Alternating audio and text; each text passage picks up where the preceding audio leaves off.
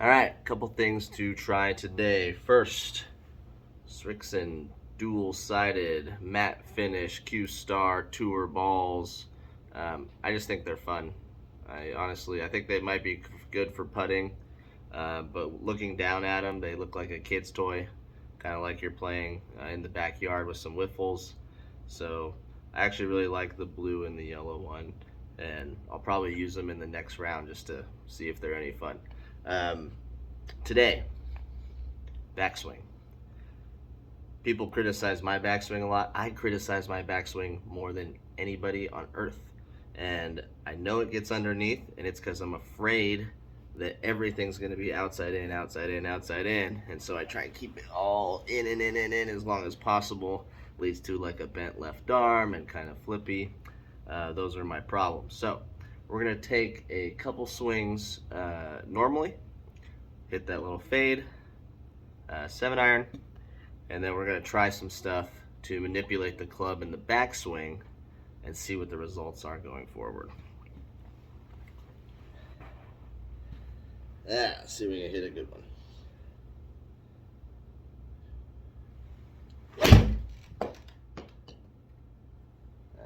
Doesn't get more normal than that.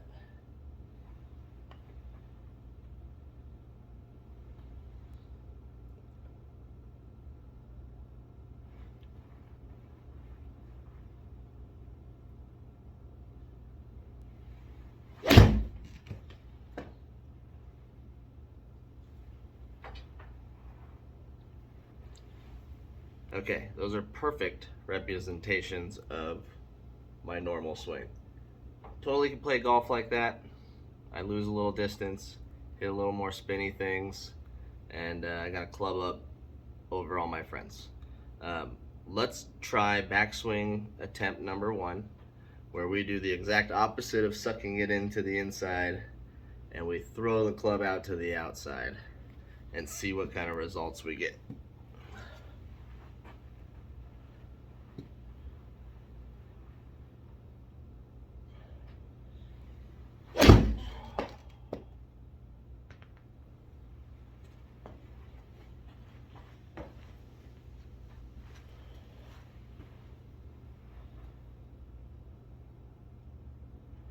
Still outside in.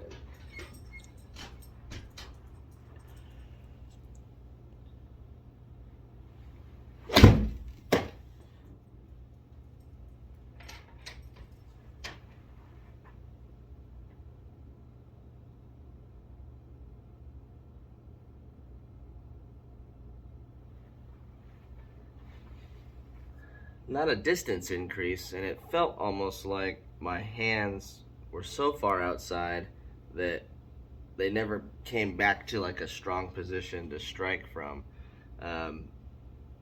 Let's try that one more time or 2 more times and make sure that even though I start out that way, that I get to a comfortable position at the top.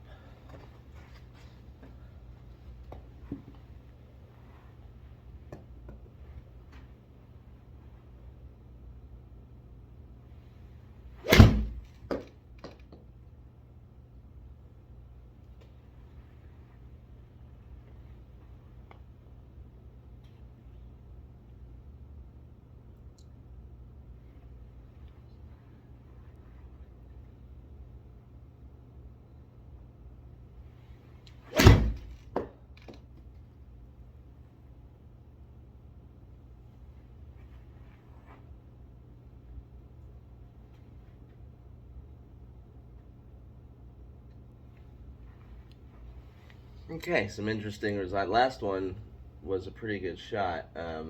Didn't go much farther, but it was from the inside and was solid. The other backswing note that I've heard is to backswing more with some wrist cock instead of Bryson DeChambeau single plane. We get a little of this in here, and that should help me be able to swing my arms more straight back and keep the club head on that side. So let's try a few of those.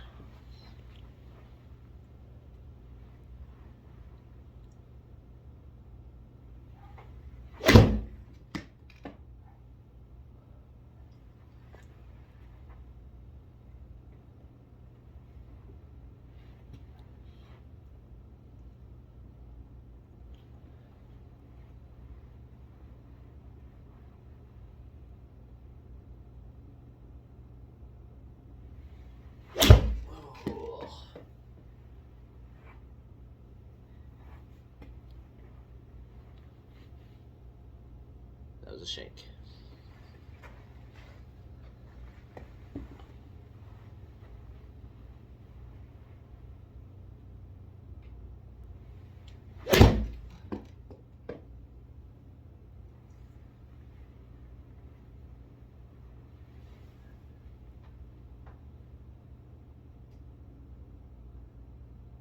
Okay, got some inside out club path, but it's not resulting in a ton of yards or anything. And the club head speeds have been relatively similar. We're gonna try one more that I've heard, and that has to do with the balance. If you can take the club as outside or inside as you want, as long as you're getting to this left back heel before impact. And that is gonna hopefully prevent my arms, being short as they are, from even getting to an outside swing path. If I get over here on this heel, even if I cast, it's still, as long as I turn, should not be an outside in swing path. So let's try balance, left heel, don't swing outside in.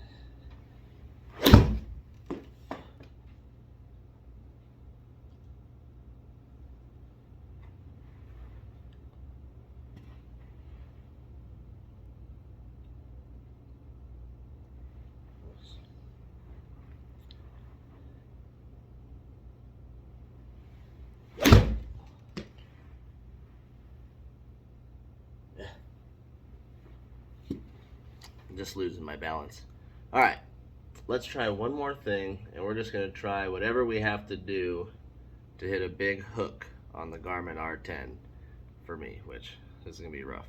Let's see how many tries it takes.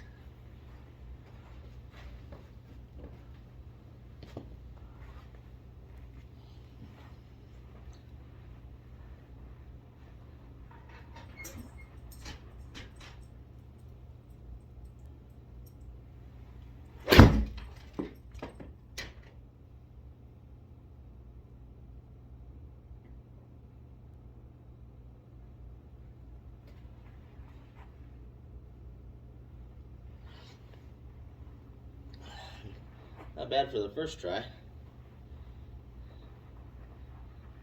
I feel like I'm aiming into the wall, though.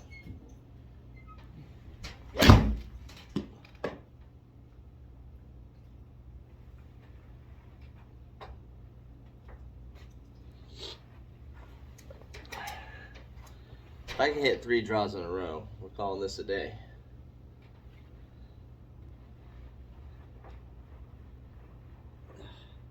So this setup,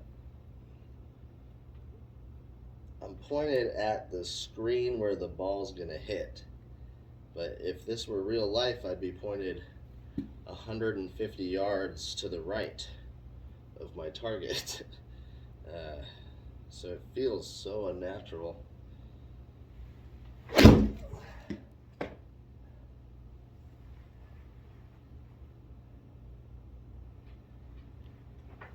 It does feel good to release and turn out of that closed position, and we can see we finally got some draws happening.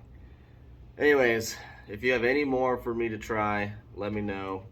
The people that are out there watching these, I really do appreciate it. I think it's fun just to see myself play and critique it. So anybody else who jumps in on that, I think is pretty awesome.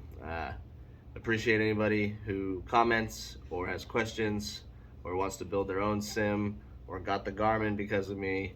I really do think that this is the good part of YouTube, where a lot of it is just total garbage and radicalizing the United States. So keep up the golf content, YouTube, and I'll be there for it.